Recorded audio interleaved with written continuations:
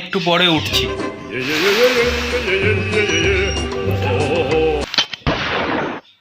না না এখনই উঠছি আর কি মারছিলাম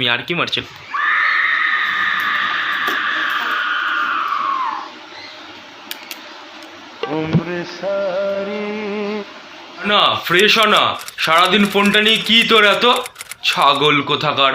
তুমিও তো ঘুমাচ্ছিলে, তুমি আবার কি বলছো মুখে মুখে কথা? হ্যাঁ ধর যাচ্ছি তোমাকে কি নিমন্ত্রণ পত্র দিতে হবে? একটু পরে এখনই যাচ্ছি। কাজ করতে করতে ক্লান্ত হয়ে পড়ছি একদম। ওগো চাটা কি একটু পাবো না? জন্মের চা খাওয়াচ্ছি তোমায়, তারা। আরে বসো সবকিছু সিরিয়াস নিলে হয়? আমি তো আর কি করছিলাম, বসো। ছাগল চা বানিয়ে নিয়ে আয় যা। মা দেখো না আবার আমাকে বলছে। শুয়ে বসে কি কথাটা ভুল লেগেছে? আজকে তুমি গিয়ে বানিয়ে আনবে চা, এই আমি বলে দিলাম। আমি কেন? জানা বাবা একটু চাটা করে নিয়ে আয় না রে। তোর মার আমি তো সারাদিন পরিশ্রম করি, একটু জানা বাবা। তুমি কি পরিশ্রম করছো?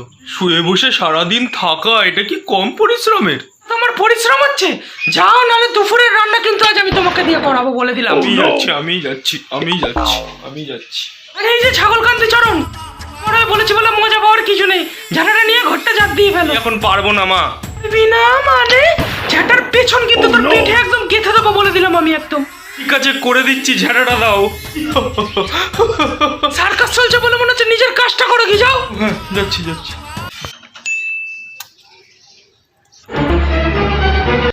তোরা যখন ফেললি জানলার মধ্যে যে বিন্দু বিন্দু কণাগুলো পড়লো তুতুর, সেগুলো কে মুছবে? তোর বাপ।